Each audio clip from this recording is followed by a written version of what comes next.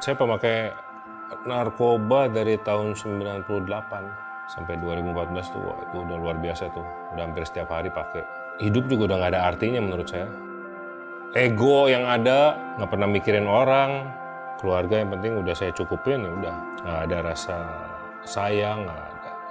Itulah, narkoba ini membuat saya punya hidup sendiri, dunia sendiri. Awalnya saya lagi polisi datang, saya tahu, saya lihat CCTV. Saya nggak ada rasa takut di situ. Si polisi nanya, lu tunjukin barangnya mana, lu gua bebasin. Akhirnya saya tunjukin barangnya, tetap aja diproses. Nggak make sense banget. Ya itu mau udah jalannya Tuhan lah sepertinya ya. Berbagai macam upaya, usaha kita lakukan supaya mendapatkan hukuman yang seringan mungkin. Praknya putusan di 5 tahun 1 bulan. Pas lagi mau saya ditransfer ke rutan, wah tegang juga nih saya dengan ada si pelapor sudah ada di rutan. Pas waktu datang, wah saya ngeliat si pelapor ini dan bawa teman-temannya dia, seolah-olah kayak yang mau mukulin saya gitu. Tapi di saat saya bersamaan juga ada teman saya lagi yang baru saya kenali saat itu, dia datang malah menghampiri saya, nggak usah takut, udah kamu merangkul saya, anggap aja kita udah kenal lama nih, biar mereka lihat kalau kamu teman saya. Kenal juga enggak, tapi setidaknya saya di situ udah ada yang protek gitu. Abang saya ini yang saya baru kenal lagi pertama saya masuk, saya dikunjung hampir tiap hari lagi tuh, dekat sama kita seolah-olah kayak bodyguard saya. Padahal saya nggak minta gitu, nggak mengharapkan. Jadi ini orang kok mau protek saya dengan begini banyak caranya, luar biasa. Dia dihukum 14 tahun. Saya melihat dari dirinya ini nih, luar biasa, dia menjalani hari lepas hari nyantai, happy, kayak nggak ada beban gitu. Nggak pernah ada stres, senyum terus, nggak pernah marah ini. Saya mulai ada tanda tanya, kok ini orang bisa gitu. Ya saat itu saya sempat nanya, bang, apa sih bang rahasianya bang yang bikin abang bisa menjalani hukuman seberat ini dengan seringan-ringannya? Ya, dia menunjukkan saya sebuah Alkitab, ini baca firman berat. Ya. Saya cuma masih responnya, oh oke. Ya itu emang perlu proses, di situ saya masih ada pergumulan kan, fight terus. Ya daging belum bisa terima lah 5 tahun, siapa sih yang bisa terima? Wah, 5 tahun. Karena saya ngerasa di penjara udah nggak bisa kemana-mana nih, ke kanan, ke kiri, depan, belakang udah mentok. Saya cuma bisa berharap satu sama ke atas. Ini seperti teman saya bilang itu, baca firman. Saya mulai buka hati, saya mulai baca. Contohnya di 1 Korintus 10 ayat 13, yaitu pencobaan-pencobaan yang kita alami adalah pencobaan-pencobaan biasa yang tidak melebihi batas kemampuan manusia. Tuhan menyediakan jalan keluarnya. Itu salah satu ayat yang menguatkan saya. Di saat itulah saya bisa mulai mengenal Yesus.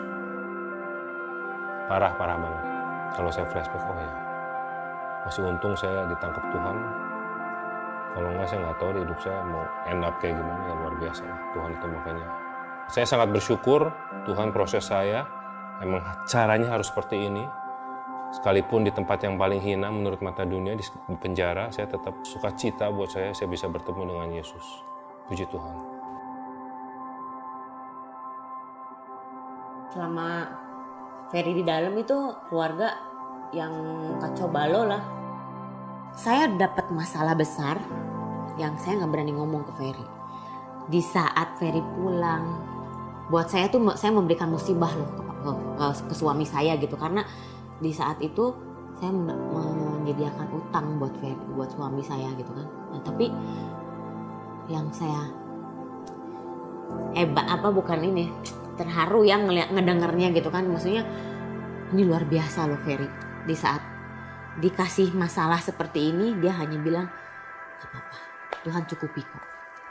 Gitu. Saya yakin kalau ini Ferry yang dulu udah bukan dimaafin lagi, kayaknya udah cerai, lu udah cerai deh, lu nggak pantas jadi istri gua gitu.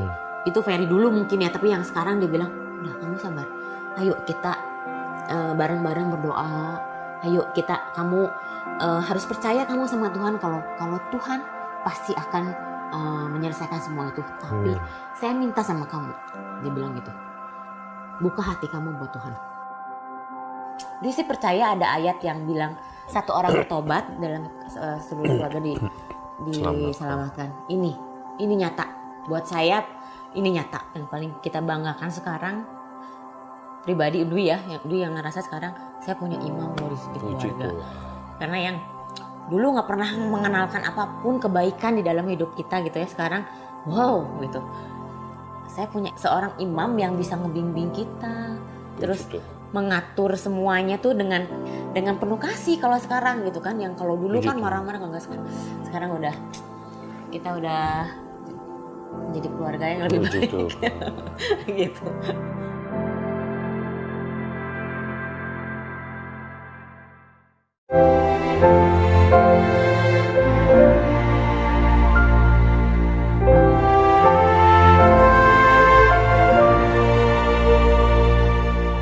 Sungguh besar kasih-Mu, limpah hadirat-Mu, mengalir memenuhi hidupku.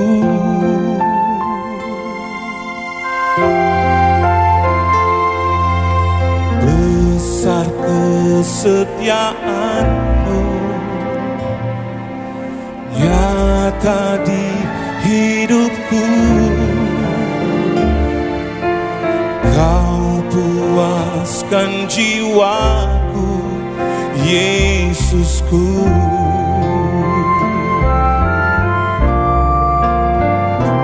Dan ku angkat tanganku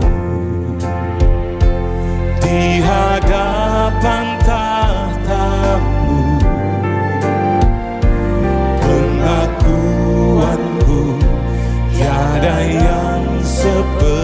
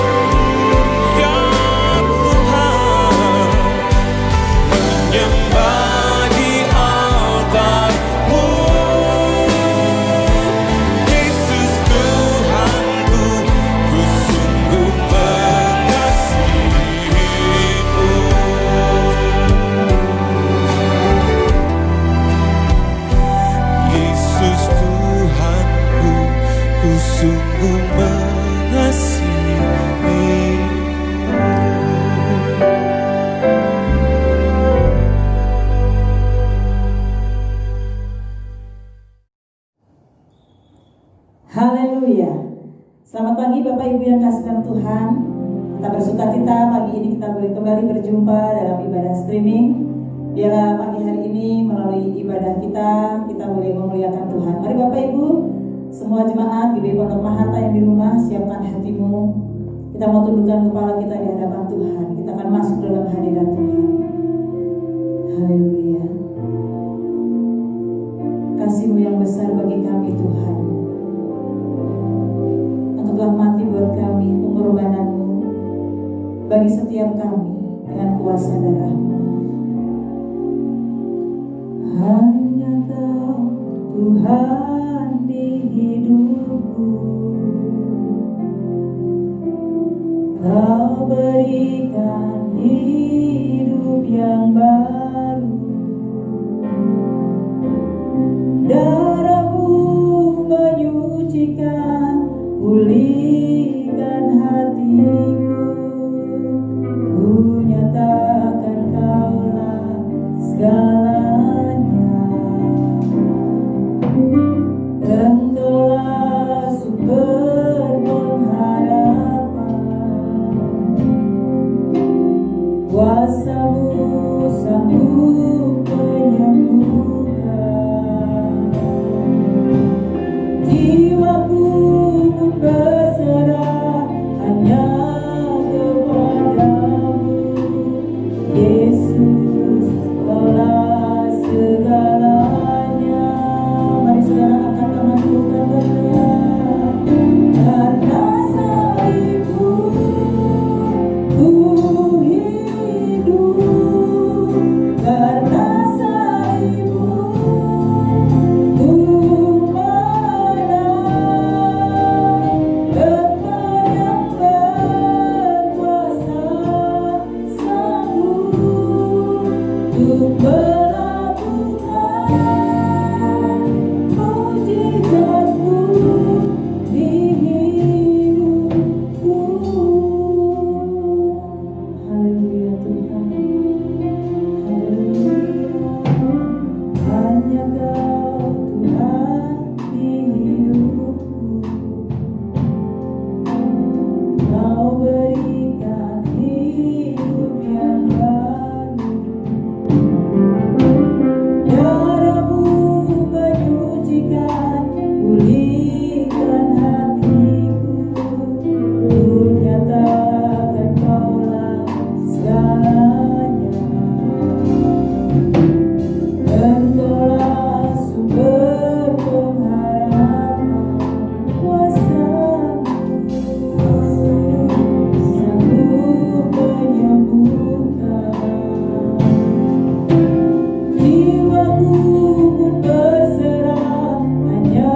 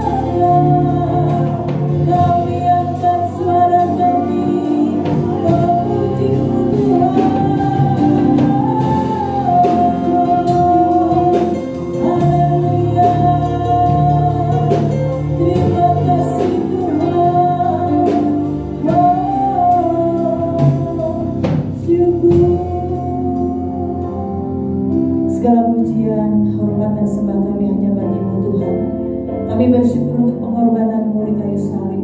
Kami bersyukur Tuhan untuk darah-Mu yang tercurah, yang telah menebus dosa kami, yang telah memulihkan hidup kami. Bilur-Mu Tuhan yang menyembuhkan sakit kami. Terima kasih Tuhan Yesus, terima kasih. Dalam keadaan yang sulit, dalam masa-masa yang sukar Tuhan akhir-akhir ini, kami percaya Tuhan Yesus, perlindungan-Mu, penyertaan-Mu nyata bagi setiap orang yang berharap kepada Tuhan. Dalam ibadah pagi hari ini Tuhan, biar kiranya kami terus dikuatkan dengan pujian dan penyembahan, kami dikuatkan dalam persekutuan di hadirat Tuhan, dan terlebih melalui kebenaran firman Tuhan, dan terlebih Tuhan melalui Tuhan perjamuan kudus Tuhan pada hari ini, melalui tubuh dan darah-Mu Tuhan Yesus, Engkau telah menyembuhkan kami, memulihkan kami, dan mengampuni kami. Persiapkan kami Tuhan, persiapkan umat-Mu, jemaat-Mu untuk menerima perjamuan kudus Tuhan pada hari ini. Terima kasih Bapa, kami bersyukur Tuhan untuk ibadah hari ini, karena kami masih diberi kesempatan untuk beribadah. Sekarang Tuhan, kami akan meninggikan, memuliakan nama Tuhan. Di dalam nama Tuhan Yesus Kristus, kami buka ibadah kami. Haleluya, amin, amin. Haleluya, puji Tuhan. Mari saudara, kita mau buka hati kita. Saya minta Bapak Ibu Saudara kita bangkit berdiri bersama-sama. Kita puji Tuhan, kita agungkan Tuhan yang telah mati bagi saya dan saudara. Haleluya, amin.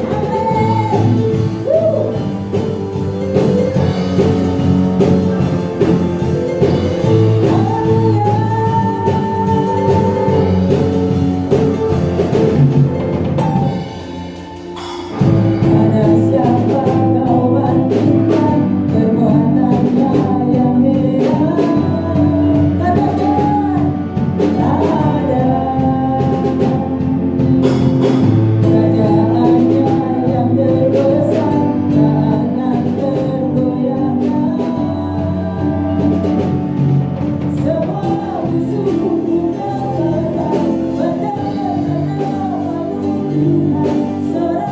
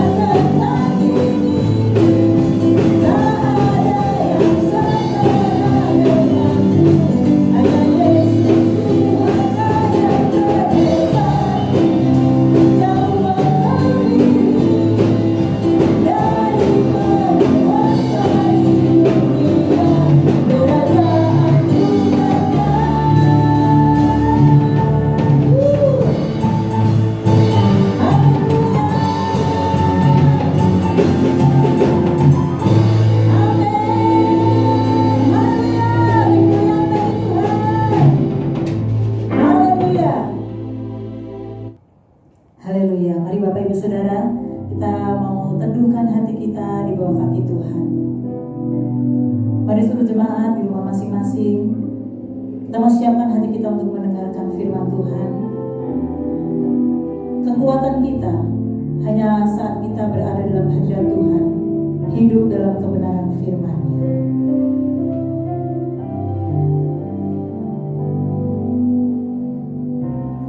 Kekuatan di hidupku,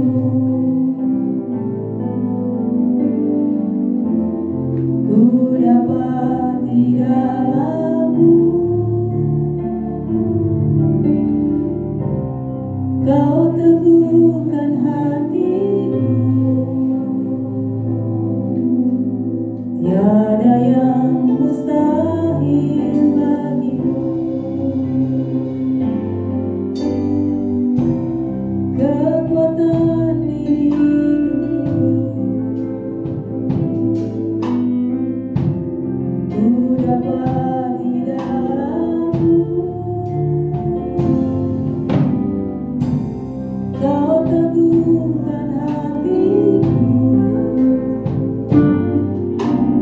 tiada yang mustahil bagimu.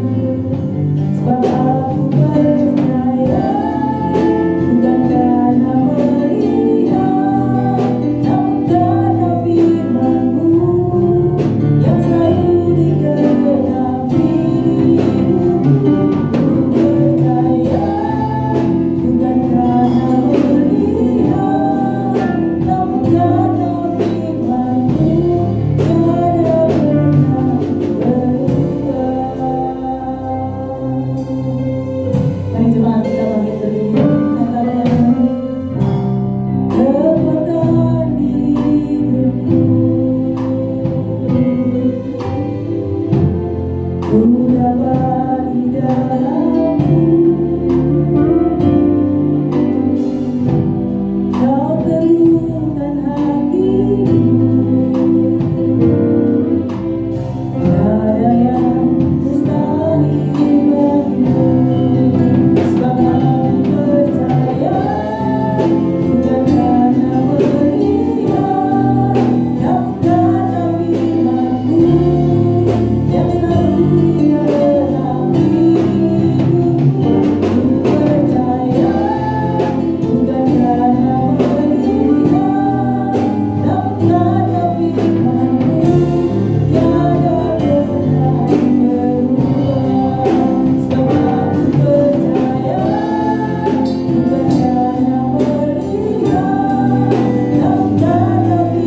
firman-Mu yang selalu digenapi. Ku percaya, bukan karena melihat, namun karena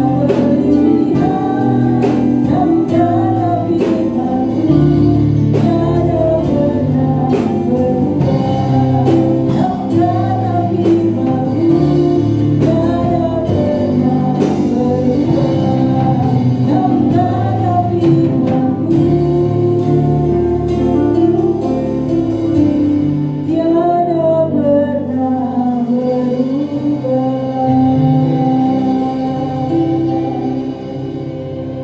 Saya serahkan pada hamba-Nya. Shalom.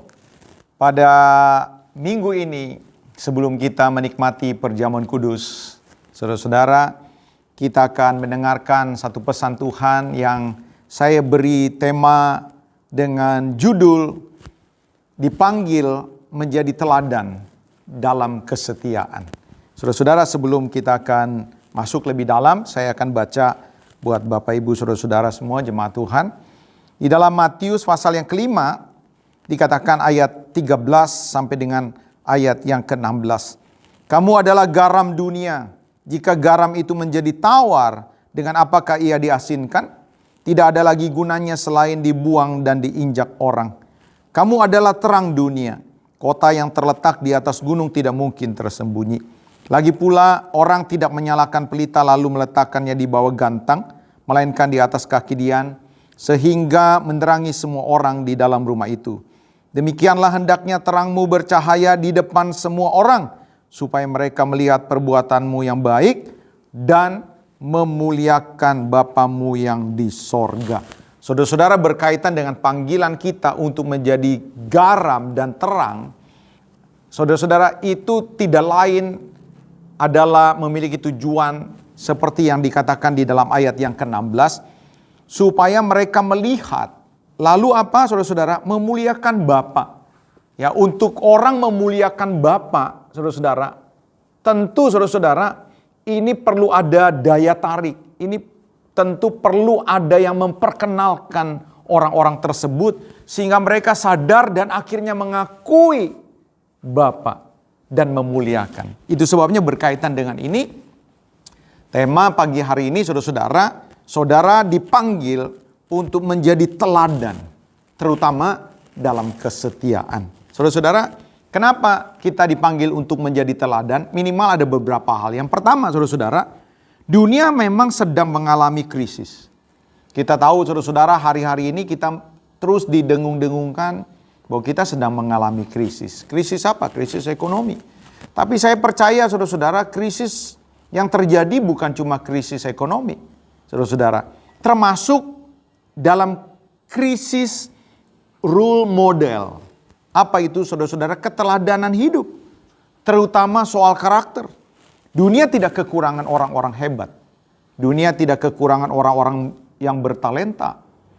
Ya, saudara-saudara, dunia tidak kekurangan orang-orang yang ahli.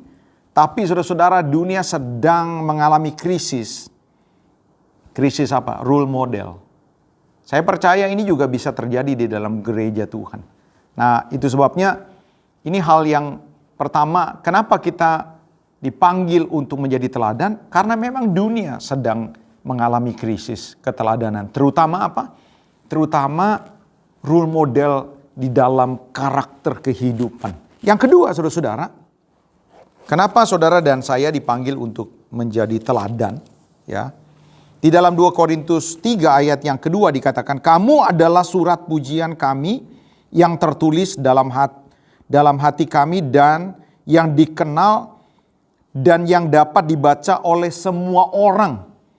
Karena telah ternyata bahwa kamu adalah surat Kristus yang ditulis oleh pelayanan kami, ditulis bukan dengan tinta tetapi dengan roh dari Allah yang hidup, bukan dari loh-loh batu melainkan daripada loh-loh daging, yaitu di dalam hati manusia. Yang kedua, saudara-saudara, kenapa kita harus sadar, saudara-saudara, bahwa kita dipanggil untuk menjadi teladan? Karena memang kita adalah surat Kristus. Apa maksudnya kita adalah surat Kristus? Jadi seakan-akan Yesus mau memberikan surat cintanya, surat kasihnya yang menyelamatkan begitu banyak orang. Bukan dengan apa, saudara-saudara? Bukan dengan tinta.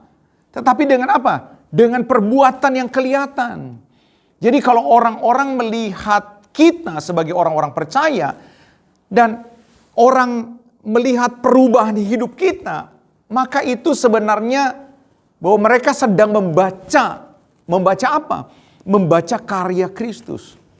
Jadi ketika kita mengalami perubahan hidup, yang tadinya kita begitu jahat, kita hidup di dalam dosa, kita hidup di dalam keterikatan, kita menjadi orang-orang yang tidak peduli.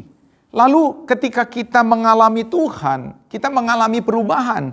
Dan perubahan ini, saudara, Alkitab berkata, ini dibaca orang, dilihat orang. Sehingga apa, saudara-saudara? Sehingga perubahan hidup dalam hidup kita, itu menjadi alat kesaksian. Jadi pertanyaannya saudara-saudara, buat kita sekarang, apakah ada perubahan hidup dalam hidup kita? Mari kita nilai, siapapun saudara yang mengikuti ibadah ini, mari pria-pria, mari wanita-wanita, mari orang-orang muda, mari cek. Adakah perubahan hidup terus-menerus terjadi dalam hidup kita? Semakin lama semakin kudus, semakin lama semakin baik. Dulu yang tadinya pelit, akhirnya kita menjadi orang-orang yang baik, murah hati. Dulu yang tadinya kita kasar, akhirnya kita menjadi orang-orang yang lembut. Dulu akhirnya mungkin kita hidup di dalam dosa, di dalam ketidaksetiaan. Akhirnya kita mengalami suatu perubahan. Dan orang terheran-heran. Dan orang bertanya, ada apa dengan hidup orang percaya ini? Sehingga apa? Orang tertarik untuk apa? Untuk mengenal Bapa. Yang ketiga, saudara-saudara, ingat ya. Kenapa saudara-saudara dipanggil untuk menjadi teladan? keteladanan hidup itu berbicara lebih kuat, lebih powerful, lebih berdampak dari apa? Dari sekedar ucapan, dari sekedar transfer knowledge. Hari-hari ini begitu banyak orang tua, saudara-saudara merasa putus asa. Mereka mengatakan bahwa tidak habis-habisnya mereka marahin anak mereka, tidak habis-habisnya mereka ajar anak-anak mereka. Tapi apa saudara-saudara? Anak-anak mereka tidak mau nurut. Berapa banyak saudara-saudara orang tua mengeluh karena anak-anak mereka merasa tidak peduli. Anak-anak mereka tidak intim dengan Tuhan. Mereka sudah ajar berulang-ulang. Saudara-saudara dengar. Mungkin pertanyaannya adalah, apakah setiap orang tua sudah menjadi teladan, role model buat mereka? Kenapa? Karena keteladanan hidup itu berbicara lebih kuat. Nah, saya challenge kepada khususnya orang tua muda, para dewasa muda. Engkau yang baru membangun rumah tangga, yang mungkin baru punya anak, balita. Saudara-saudara, ini waktunya untuk apa saudara-saudara? Untuk membawa mereka mengenal Tuhan, membentuk karakter mereka. Bukan cuma dengan ucapan, tapi dengan keteladanan hidup mereka. Ada begitu banyak saudara-saudara kasus-kasus kriminalitas yang dilakukan oleh orang-orang, bahkan yang ekstrim saudara-saudara. Pedofilia, pembunuhan, ya bahkan pembunuhan mutilasi. Ketika ditarik mundur saudara-saudara, mereka lahir dari keluarga-keluarga yang minim sekali keteladanan yang baik. Nah saudara-saudara, yang keempat saudara-saudara, kenapa saudara dan saya dipanggil untuk menjadi teladan? Yang keempat saudara-saudara, ingat ya, keturunan unggul atau kepemimpinan unggul, ya sebagai tujuan utama Allah menciptakan keluarga, itu tercipta, sekali lagi dengar, karena keteladanan kesetiaan dari pasangan suami istri. Maleaki pasal yang ke-2 ayat 15 dikatakan begini. Bukankah Allah yang esa menjadikan mereka daging dan roh? Dan apakah yang dikehendaki kesatuan itu? Keturunan ilahi. Jadi jagalah dirimu dan janganlah orang tidak setia terhadap istri dari masa mudanya. Sebab aku membenci perceraian. Nah saudara-saudara, Alkitab dengan jelas mengatakan salah satu tujuan utama kenapa Allah menciptakan sebuah keluarga. Ingat nih saudara-saudara, mungkin beberapa di antara kita yang sudah lama menikah atau yang baru menikah atau yang mau merencanakan pernikahan. Ingat nih, tujuan utama Allah mempersatukan di dalam sebuah pernikahan di mana Allah jadi saksinya apa? Keturunan ilahi. Nah saudara-saudara, bagaimana kita bisa menciptakan keturunan ilahi? Pemimpin-pemimpin yang berkarakter, pemimpin-pemimpin yang memberikan kemaslahatan dimanapun mereka berada. Keturunan ilahi itu berbicara tentang orang-orang yang memiliki karakter Kristus, orang-orang yang memiliki karakter ilahi, orang-orang yang bertanggung jawab dimanapun orang-orang ini berada, di komunitas manapun orang-orang ini berada, apakah di pemerintahan, di tempat pekerjaan, di dalam komunitas-komunitas yang lebih kecil, mungkin di gereja lokal. Ya mereka membawa kemaslahatan, mereka membawa dampak, mereka membawa kebaikan. Nah saudara-saudara, berapa banyak di antara kita merindukan keturunan-keturunan ilahi tercipta dalam keluarga kita. Ternyata saudara-saudara, kuncinya Alkitab dengan jelas mengatakan di dalam kitab Maleaki tadi dikatakan, hendaklah setiap orang setia pada istri dari masa mudanya. Di dalam ayat selanjutnya dikatakan, itu sebabnya Allah membenci perceraian. Nah apa hubungannya Allah membenci perceraian dengan keturunan ilahi? Ternyata saudara-saudara, perceraian itu sebenarnya terjadi dari akumulasi konflik yang terus-menerus, yang telah menciptakan luka, yang telah menciptakan kekecewaan yang mendalam, yang terus-menerus berakumulasi, saudara-saudara, yang akhirnya mereka tidak bisa lagi menyelesaikannya. Nah, saudara-saudara, lihat ya, proses perceraian itu tidak terjadi dalam satu malam. Walaupun mungkin ada di kalangan artis, mungkin ada ya, tapi itu tidak bisa dijadikan patokan. Maksud saya, orang bercerai itu terjadi karena proses yang panjang. Tadi saya sudah katakan, ada pertikaian, ada perkelahian, ada konflik yang berkepanjangan, yang terus tidak selesai, ada teriakan, ada makian, ada kekerasan rumah tangga, ada perselingkuhan, ada hal-hal yang buruk terjadi. Saudara-saudara, apa hubungannya dengan keturunan ilahi? Ternyata proses yang panjang dari pertikaian konflik menuju titik perceraian, itu ada yang menyaksikan. Siapa yang menyaksikan, saudara-saudara? Anak saudara. Jadi ketika anak-anak mereka masih kecil, melihat orang tuanya hidup di dalam pertikaian, konflik, saudara-saudara, itu merupakan keteladanan yang sangat buruk. Menciptakan karakter yang buruk. Makanya saudara-saudara, keteladanan begitu penting. Nah, hari ini saudara-saudara, secara khusus saya akan masuk ke dalam bagian yang kedua. Seperti yang saya beritahukan di dalam awal khotbah saya. Saudara dan saya dipanggil bukan saja untuk menjadi teladan. Tentu kita menjadi teladan di dalam banyak area. Tapi secara khusus hari ini, saudara dipanggil untuk menjadi teladan dalam kesetiaan. Kesetiaan begitu penting, saudara-saudara. Ingat itu, sebagai orang percaya, saudara dipanggil untuk menjadi orang yang setia. Sehingga kesetiaan yang ada di dalam diri kita, itu akan dilihat orang. Dan ia akan menjadi sebuah keteladanan yang luar biasa, yang memberikan dampak dan menarik begitu banyak. Orang akan mengagumi Allah dan orang akan tertarik. Kesetiaan, loyalitas, ketekunan, itu begitu penting. Kenapa saudara-saudara? Karena memang dunia sekali lagi telah mengalami krisis kesetiaan. Perceraian terjadi karena apa? Karena ketidaksetiaan. Saudara-saudara, separatis di dalam sebuah negara pecah. Itu karena apa? Karena tidak setia terhadap negara. Ya saudara-saudara, kita mendengar banyak sinode-sinode yang akhirnya pecah. Karena apa? Karena ketidaksetiaan, karena ketidakloyalitasan. Ya saudara-saudara, kenapa banyak gereja-gereja pecah? Karena ada banyak ketidaksetiaan terjadi. Nah saudara-saudara, ketidaksetiaan itu bukan barang baru. Tapi anehnya walaupun bukan barang baru, begitu banyak anak-anak Tuhan begitu bodoh mengikuti terus apa yang sebenarnya bukan sesuatu yang baru. Ketidaksetiaan bahkan lahir sejak purbakala. Ini dosa purba, saudara-saudara. Kenapa, saudara-saudara? Karena ketidaksetiaan itu terjadi bahkan sebelum ada dinosaurus. Sebelum ada manusia. Kapan ketidaksetiaan terjadi? Di sorga. Siapa yang lakukan? Lucifer. Lucifer menjadi satu pribadi yang tidak setia kepada Allah. Dan dia menghasut jutaan malaikat untuk tidak setia, untuk memberontak kepada Allah. Berhasil tidak? Berhasil.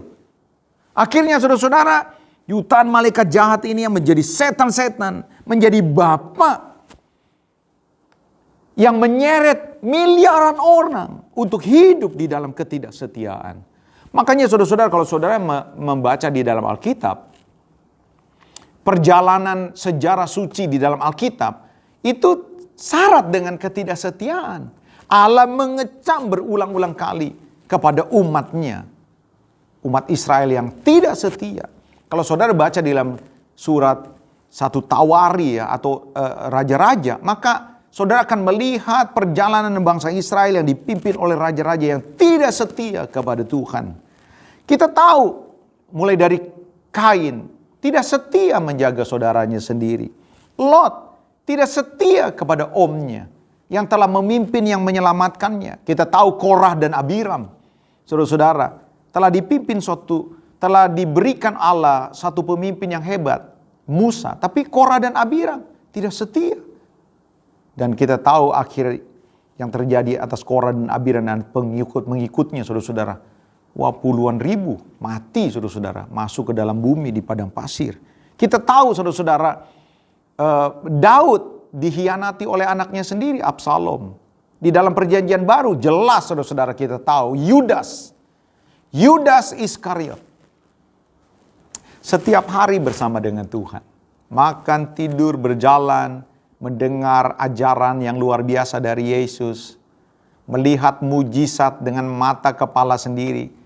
Tapi saudara-saudara, Yudas tidak setia. Dan apa yang terjadi pada masa akhir hidupnya mengerikan, saudara-saudara. Kita tahu, saudara-saudara, ada tokoh, ya, anak buah Rasul Paulus, namanya Demas. Di dalam perjalanan pelayanannya, Demas meninggalkan pelayanan. Kenapa? Karena cinta akan uang. Akhirnya meninggalkan pelayanan, meninggalkan Paulus, meninggalkan Tuhan. Nah, orang-orang percaya, saudara dan saya, dipanggil untuk menjadi orang yang setia. Saudara-saudara, di mata Tuhan, tanpa kesetiaan tidak ada artinya. Saudara boleh menjadi orang-orang yang hebat, menjadi pendoa-pendoa syafaat yang luar biasa. Saudara punya track record karunia yang hebat. Saudara boleh memberi banyak buat Tuhan. Tapi kalau saudara tidak setia, karena saudara sudah lakukan itu dulu, dan saudara tidak lagi melakukannya sekarang, bahkan jauh, itu tidak akan ada artinya. Saudara-saudara, kenapa kesetiaan begitu penting? Saya tutup dengan beberapa hal. Yang pertama, saudara-saudara, ingat ini.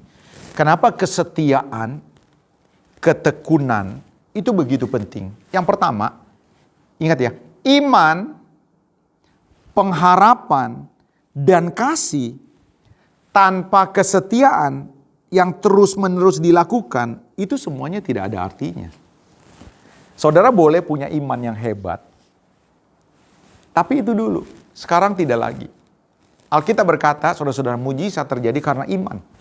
Tapi berapa banyak saudara-saudara kita sekarang sudah tidak lagi melihat mujizat. Bukan cuma melihat, kita tidak lagi merasakan mujizat. Di tengah-tengah situasi yang sulit saat-saat ini, saudara-saudara, kita perlu mujizat Tuhan. Di tengah-tengah situasi yang sulit untuk menahan paparan virus corona ini, kita tidak bisa terus melulu pede karena masker. Kita perlu pakai masker. Pede karena kesehatan kita. Kita perlu jaga kesehatan. Tapi saudara-saudara, berapa banyak betul-betul kita betul-betul merasakan perlindungan Tuhan. Kita percaya mujizat bahwa Tuhan melindungi. Tapi berapa banyak saudara-saudara kita menjadi orang-orang yang beriman terus. Atau iman kita gugur. Kita menjadi orang yang ragu. Kita menjadi orang-orang yang diliputi ketakutan. Saudara-saudara, ketika ketakutan, kekhawatiran melanda hidup kita, sebenarnya kita tidak lagi beriman. Berapa banyak di antara kita, saudara-saudara, akhirnya di tengah-tengah masa-masa di mana Tuhan Yesus mau datang, kita meninggalkan Tuhan. Kenapa, saudara-saudara? Karena kita terlalu capek miskin, akhirnya digoda, diiming-imingi sesuatu. Kamu mau nggak keluar dari kemiskinanmu? Kamu mau nggak sembuh? Tapi kamu harus meninggalkan imanmu. Berapa banyak orang tergoda hal ini? Bahkan tidak sedikit hamba-hamba Tuhan. Saya memiliki teman, pendeta, teman seminari, sudah meninggalkan imannya. Kenapa, saudara-saudara? Selidik punya selidik. Mereka tidak tahan atas penderitaan, pergumulan hidup. Iman mereka gugur. Saudara-saudara, pengharapan tidak lagi ada artinya. Kalau pengharapan itu akhirnya kita lupakan. Berapa banyak di antara saudara-saudara berhenti melayani, berhenti menggebu-gebu, berhenti memberi. Kenapa? Karena saudara sudah mulai tidak berharap. Ya, buat apa lagi memberi? Ya, buat apa lagi hidup kudus? Apa nanti dapat balasannya? Apakah nanti berdampak nanti? Berapa banyak orang-orang sudah tidak lagi memiliki pengharapan?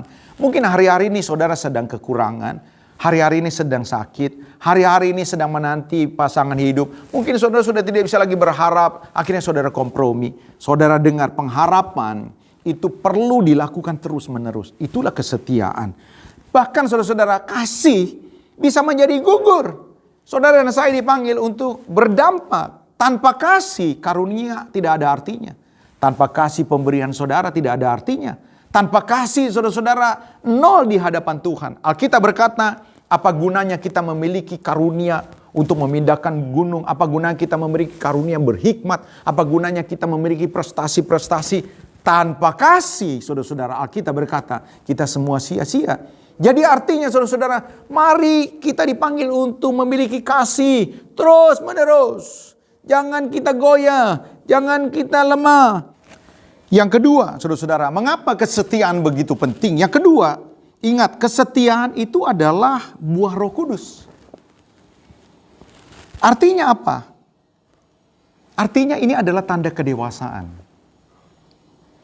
kedewasaan seseorang tidak dilihat dari umurnya. Tidak semua orang-orang yang umurnya di atas 40 tahun, umurnya di atas 50 tahun dewasa. Belum tentu. Banyak orang tua ngambekan. Banyak orang tua ketersinggungan. Ya, belum tentu. Saya tidak mengatakan bahwa orang tua tidak ada yang dewasa. Bukan. Tapi bukan jaminan. Kedewasaan tidak ditentukan dari bahkan karunia. Saudara-saudara, jemaat Korintus itu syarat dengan karunia roh. Tapi Rasul Paulus pernah mengecam jemaat Korintus. Saya nggak bisa ngomong sama kalian seperti orang rohani, orang dunia. Kenapa? Karena terjadi perpecahan. Walaupun mereka syarat dengan karunia roh, tapi ada perpecahan. Itu tanda mereka tidak dewasa. Kedewasaan bahkan tidak diukur dari titel. Saudara mau lulusan S1, S2, S3, saudara profesor, itu bukan ukuran kedewasaan. Ya saudara-saudara, tidak diukur dari jabatan. Ya, jenjang karir. Kedewasaan itu diukur dari buah roh. Salah satunya apa? Kesetiaan. Jadi kalau saudara mau melihat apakah saudara adalah mempelai Tuhan Yesus dan di mata Tuhan engkau dewasa, salah satunya cek apakah saudara adalah orang yang setia atau tidak, atau semakin setia. Setia dalam apa? Setia dalam banyak hal. Apakah saudara menjadi orang-orang yang setia beribadah? Setia intim dengan Tuhan? Setia mencari wajah Tuhan? Setia memberi? Mari cek. Saya tidak bisa mengukur saudara selalu karena saudara tidak ada terus-menerus bersama dengan saya. Tetapi orang-orang yang dekat dengan saudara bisa mengukur saudara. Hai istri-istri, ya saudara-saudara, engkau bisa melihat suami saudara. Adakah kesetiaan kepada Tuhan, kesetiaan di dalam melayani semakin timbul, semakin tumbuh atau tidak? Atau sebaliknya, suami-suami engkau bisa menilai istrimu.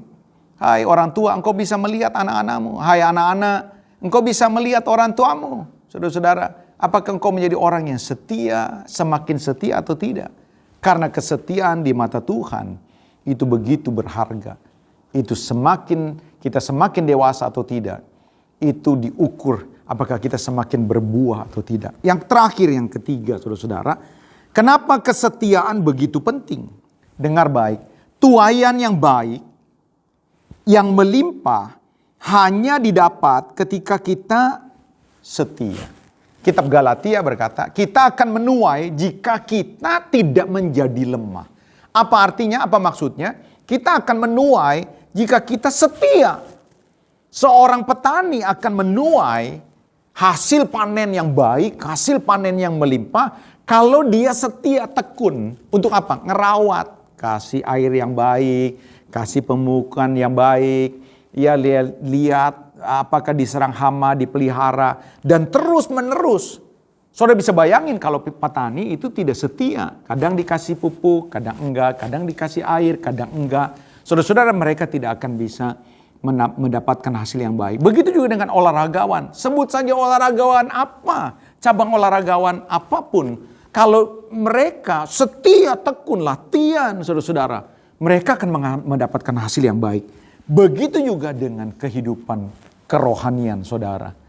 Apakah saudara mau melihat hasil tuaian ketika saudara mau berharap keturunan saudara merupakan keturunan unggul? Hai orang tua dengar, para bapak, para ibu, ya mungkin masuk oma juga, ya saudara-saudara. Apakah engkau setia memberikan keteladanan yang baik kepada anak-anak saudara? Berapa banyak di antara saudara-saudara mau menginginkan posisi-posisi tertentu di dalam pekerjaan, bahkan di masa-masa sulit ini? Apakah engkau dipandang menjadi orang yang setia terhadap bos saudara? Ya saudara-saudara, pada akhirnya dimanapun posisi saudara, apakah saudara sebagai seorang orang tua, saudara dipanggil untuk menjadi orang tua yang setia. Setia terhadap apa? Setia memberikan keteladanan yang baik. Setia memperhatikan keluarga saudara. Setia untuk mencari wajah Tuhan. Apakah saudara menjadi seorang suami? Mari menjadi suami yang setia. Hari-hari ini begitu banyak perceraian karena suami atau istri tidak setia. Ya saudara-saudara, setia. Jadi teladan, setia punya waktu yang baik untuk cari Tuhan. Setia belajar memberi. Hai istri-istri, engkau dipanggil untuk setia. Memang kadang-kadang capek ya, rutinitas untuk melayani keluarga mulai dari subuh mungkin, ya pagi sampai siang bahkan sampai malam. Ada tugas tanggung jawab yang begitu besar dari seorang wanita, dari seorang ibu. Tapi saudara-saudara, mari saudara dipanggil untuk setia. Saudara-saudara mertua, saudara-saudara mantu, mari saudara diajar untuk setia. Sebagai seorang pegawai, ya saudara-saudara dipanggil untuk setia. Sebagai seorang pelayan Tuhan. Apakah saudara seorang song leader, seorang majelis, seorang pekerja, seorang aser, apapun panggilan saudara, saudara dipanggil untuk setia. Dipanggil untuk setia intim dengan Tuhan, dipanggil untuk setia memberi. Pada akhirnya saudara-saudara, ketika orang melihat saudara-saudara keteladanan saudara, saudara menjadi orang-orang yang setia, setia melakukan kebenaran, setia terhadap pasangan, setia di dalam bekerja. Orang akan melihat saudara seperti surat kasih Bapa, surat Kristus yang terbaca, dan orang bisa tertarik dan memuliakan Tuhan. Amin. Saudara-saudara yang kekasih, kalau saudara mendengar firman Tuhan dan hari ini, engkau merasa bahwa, oh hari ini firman Tuhan ini buat saya. Engkau masih punya kerendahan hati, engkau menilai bahwa saudara punya sisi-sisi soal kesetiaan yang belum akhirnya terbentuk. Dan saudara merasa bahwa Tuhan sedang peringatkan saudara. Tuhan sedang tegur saudara. Jangan keraskan hati saudara. Menjelang kedatangan Tuhan, Tuhan tidak lihat seberapa hebat saudara di masa lalu. Tuhan tidak lihat seberapa hebat saudara memberi, seberapa hebat saudara melayani, seberapa hebat saudara melakukan kebenaran. Pertanyaannya, apakah saudara masih setia melakukannya sampai sekarang? Apakah saudara tetap menjaga kekudusan sampai sekarang? Apakah saudara tetap setia terhadap pasangan, setia terhadap, loyal terhadap posisi dimanapun kau dipanggil? Apakah saudara tetap setia memberi, mengembalikan persepuluhan?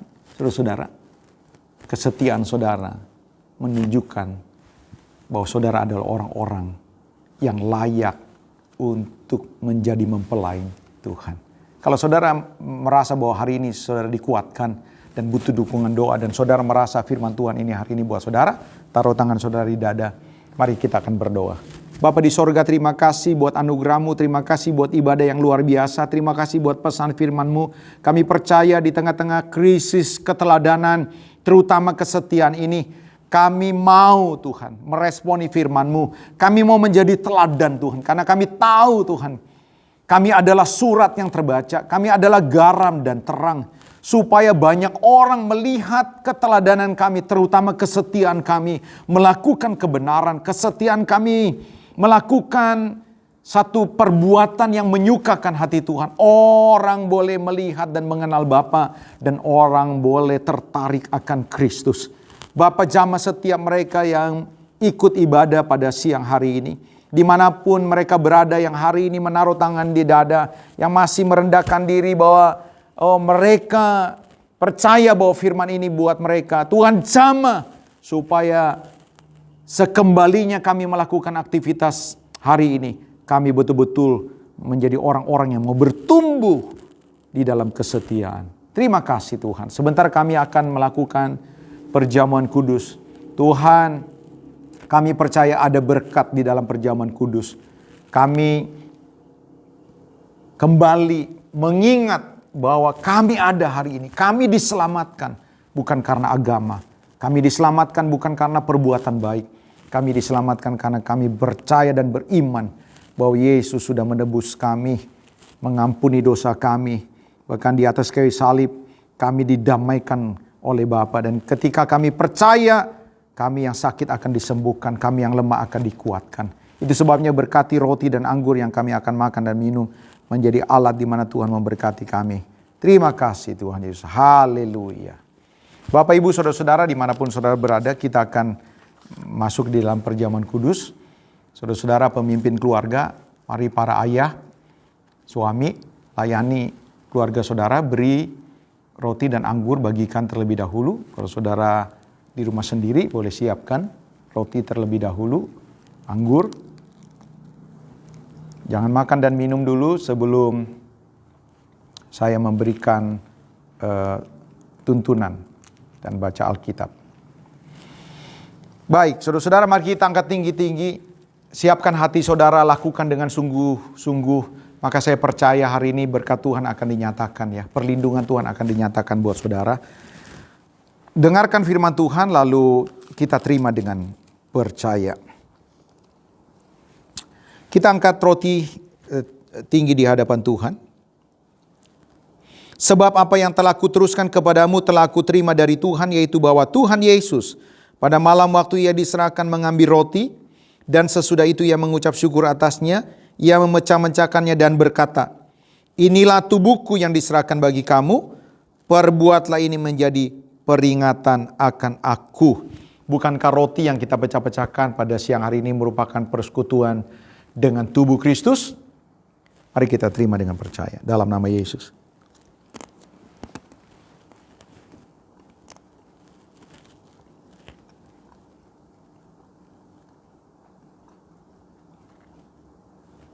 Haleluya. Terima kasih Tuhan Yesus. Untuk tubuhmu yang terpecah, hancur. Darahmu yang tertumpah. Untuk penebusan dosa kami. Haleluya, haleluya, haleluya. Mari Bapak Ibu Saudara-saudara, kita siapkan cawan anggur. Angkat tinggi di hadapan Tuhan. Dengarkan firman Tuhan lalu terimalah dengan percaya. Demikian juga ia mengambil cawan sesudah makan lalu berkata, cawan ini adalah perjanjian baru yang dimeteraikan oleh darahku. Perbuatlah ini setiap kali kamu meminumnya menjadi peringatan akan aku. Bukankah cawan anggur yang kita ucapkan syukur pada siang hari ini merupakan persekutuan dengan darah Kristus? Mari kita terima dengan percaya.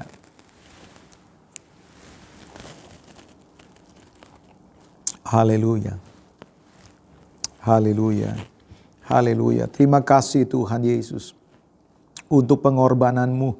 Terima kasih Tuhan untuk kasih-Mu yang begitu besar. Oh, terima kasih dijauhkan pelanggaran kami sejauh timur dari barat. Kami percaya anugerah-Mu besar atas orang-orang yang mau berbalik, bertobat. Atas orang-orang yang mencari wajah Tuhan. Terima kasih Tuhan Yesus. Hari ini kami diperdamaikan lagi, dikuatkan lagi, disemangati lagi. Tuhan jamah setiap kami yang sudah menerima perjamuan kudus.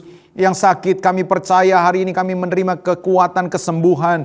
Yang lemah, yang sedang berduka, yang sedang mengalami kesulitan kami percaya ada penghiburan dan jalan keluar. Terima kasih Bapa. Kami percaya ada berkat perlindungan, ada berkat dalam rumah tangga, ada berkat di dalam pekerjaan. Ketika kami sudah melakukan perjamuan kudus dan bersekutu dengan Tuhan. Sebentar kami akan mengembalikan korban syukur kami mau memberi persembahan, kami mau setia memberikan persepuluhan kami untuk pekerjaan Tuhan. Kami memberi karena kami mau taat, kami memberi karena kami mengasihi Tuhan, kami mau memberi karena kami percaya ini berdampak sampai kekekalan. Dalam nama Yesus kami berdoa dan kami mengucap syukur. Haleluya, amin. Saudara yang mau memberi, boleh silakan seperti yang sudah diumumkan. Saudara bisa kumpulkan, saudara bisa kasih kepada Ibu Rosel ke rumahnya, masukkan ke dalam amplop, atau saudara bisa memberikan lewat transfer. Tuhan Yesus memberkati.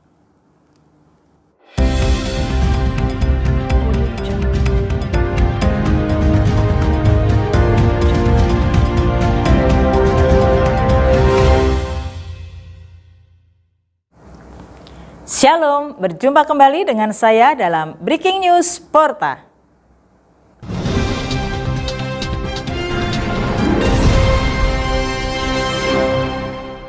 Saudara, hari ini kita telah diberkati dengan ibadah perjamuan kudus dan kita diberkati dengan kebenaran firman Tuhan yang telah disampaikan oleh hambanya, Bapak Pendeta John Max Titale. Saudara, biarlah melalui perjamuan kudus kita dipulihkan, kita dikuatkan, dan kita boleh menjadi pelaku-pelaku firman Tuhan, menjadi teladan dalam kesetiaan. Seluruh jemaat GBI Pondok Maharta, kita diundang kembali untuk merasakan lawatan Tuhan dalam ibadah streaming yang akan diadakan minggu depan pada tanggal 11 Oktober 2020 pada pukul 10 pagi. Dan ibadah streaming akan standby pada pukul 9.45 menit. Bapak Ibu Saudara, biarlah kiranya kita terus buka hati kita untuk kita boleh dikuatkan dan disegarkan oleh kebenaran firman Tuhan. Minggu depan, firman Tuhan yang akan dilayani oleh hambanya, Pastor Andriana Tri Sasanti. Mari saudara, buka hatimu untuk menerima lawatan Tuhan. Seluruh jemaat Tuhan GBI Pondok Maharta, mari seluruh jemaat kita mau bersama-sama menaikkan doa kita mau bersyafaat bersama-sama untuk kita boleh menaikkan setiap doa-doa kita di hadapan Tuhan dalam ibadah doa malam yang akan dilaksanakan pada hari Jumat tanggal 9 Oktober 2020 pada pukul 7:30 malam. Dan pada hari Jumat depan kita akan dilayani firman Tuhan oleh hambanya Ibu Pendeta Pembantu Sri Sunartati dengan pemimpin pujian Ibu Dewi Kartika dan pemain musik Bapak Teguh Wahyudi, admin Zoom Saudara Nathan, dan kita akan menaikkan doa syafaat bersama-sama dengan pemimpin pendoa syafaat yang pertama akan dinaikkan oleh Ibu Linali dan pendoa syafaat yang kedua akan dinaikkan oleh Bapak Teguh Wahyudi. Mari setiap saudara buka hatimu biar kita boleh bersama-sama merasakan lawatan Tuhan dalam ibadah doa malam. Seluruh jemaat GBI Pondok Maharta, walaupun kita ibadah secara online, Bapak Ibu tetap dapat memberikan persembahan dan mengembalikan persepuluhan kepada Ibu Rosalina baik secara langsung ataupun secara transfer dengan nomor rekening yang tertera di dalam prelude sebelum ibadah streaming dimulai. Juga untuk setiap jemaat yang akan membayar nasar janji iman untuk program dapat mentransfer dananya kepada Ibu Siska dengan nomor rekening yang tertera di dalam prelude ibadah streaming. Mari kita memberi dengan hati kita dan percayalah bahwa Tuhan pasti akan memberkati saudara. Atas nama Gembala Sidang dan seluruh jemaat, kami bersukacita, kami mengucapkan selamat ulang tahun kepada Bapak Ibu Saudara yang berulang tahun di minggu ini. Biarlah semakin mengasihi Tuhan dan semakin giat dalam pekerjaan Tuhan menjelang kedatangan Tuhan yang kedua kali. Sekali lagi, selamat ulang tahun. Demikianlah Breaking News Porta minggu ini. Berjumpa kembali dengan saya dalam Breaking News Porta minggu depan. Saudara, tetap jaga kesehatan, tetap dekat dengan Tuhan, dan mari kita bijaksana menggunakan hari-hari kita menjelang kedatangan Tuhan yang kedua kali. Jangan lupa pakai masker, cuci tangan, dan dari saya, tetap semangat, salam sehat, Tuhan Yesus memberkati. Puji Tuhan, saudara-saudara, kita akan mengakhiri ibadah pada hari ini. Kita sudah menikmati perjamuan kudus, kita sudah diberkati kebenaran firman Tuhan. Saya percaya ketika kita menjadi orang-orang yang setia, Tuhan memperhitungkan kita dan kita bisa dipakai Tuhan menjadi berkat. Kita berdoa terus untuk keadaan Indonesia, terutama di dalam penggalangan kekuatan untuk pandemi COVID-19 ini, supaya betul-betul usaha pemerintah ini membawa hasil yang baik, ya paparan semakin melandai, vaksin segera fix ditemukan dan dibuat untuk kesembuhan masyarakat Indonesia. Dan kita juga berdoa buat lingkungan Maharta supaya ketika kita kembali ibadah offline semua berjalan dengan baik. Mari saudara-saudara kita tundukkan kepala, kita akan akhiri dengan doa. Bapa di sorga, terima kasih buat ibadah yang luar biasa yang Tuhan sudah sertai dari awal sampai pada akhirnya. Engkau memberkati setiap hamba-hambamu Tuhan yang sudah ambil bagian di dalam ibadah ini. Mereka yang mengambil bagian dalam bermain musik, song leader, singers, pemandu multimedia Tuhan. Tuhan berkati. Dan kami percaya Tuhan, kami juga boleh berjalan bersama dengan Tuhan sepanjang minggu ke depan. Kami percaya Tuhan akan menolong orang-orang yang mengandalkan Tuhan. Tuhan memberkati mereka semua yang bekerja, yang studi, baik di rumah maupun Tuhan dimanapun mereka berada. Tuhan buat apa saja yang mereka kerjakan berhasil, sehingga Tuhan boleh memakai mereka menjadi berkat. Kami doa Tuhan Yesus Untuk mereka yang berulang tahun seminggu kemarin dan seminggu ke depan, kami percaya 1 tahun Tuhan sudah sertai, suka duka Tuhan izinkan terjadi dalam hidup mereka, untuk menuntun mereka mengalami Tuhan, semakin bertumbuh menjadi seperti yang Tuhan mau. Kami memberkati Tuhan Yesus untuk Pondok Maharta dan sekitarnya Tuhan. Hindarkan dari paparan yang semakin lama semakin banyak. Sebaliknya Tuhan, daerah Pondok Aren dan sekitarnya boleh hijau kembali, dan kami boleh beribadah di dalam gereja kembali seperti semula. Terima kasih Tuhan untuk ibadah yang luar biasa yang Tuhan sudah sertai. Kami percaya Tuhan, hari ini kami akan diberkati Tuhan. Saudara-saudara yang kekasih, mari arahkanlah hati dan pikiran kita untuk menerima berkat daripada Tuhan. Kiranya berkat rahmat melimpah yang datang dari Bapa di sorga, damai sejahtera dari Tuhan Yesus Kristus, serta pertolongan kuat kuasa Roh Kudus boleh menyertai, memimpin kita mulai hari ini, besok, dan bahkan sampai Maranatha Tuhan datang kembali, menjemput kita semua di awan-awan yang permai dan bahkan sampai selama-lamanya. Haleluya, amin. Sampai berjumpa lagi minggu yang akan datang. Tuhan Yesus memberkati.